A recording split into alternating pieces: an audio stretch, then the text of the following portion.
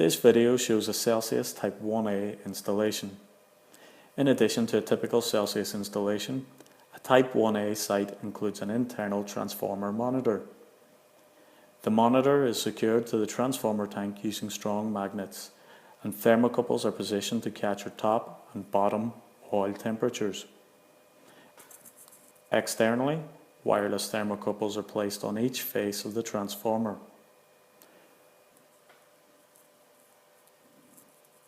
Throughout the substation, thermocouples are installed to capture temperatures, including ventilation inlet, ventilation outlet, ambient air high, ambient air low, and various others depending on what assets are installed at that site. Three-phase power monitoring is also installed. The transformer is filled with new oil.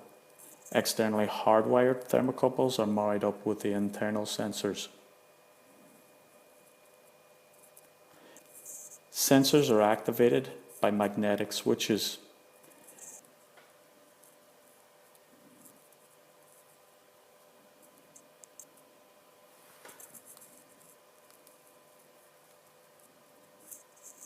Each sensor is paired with the Kelvin hub, which gathers the data and reports back to the Celsius data management system.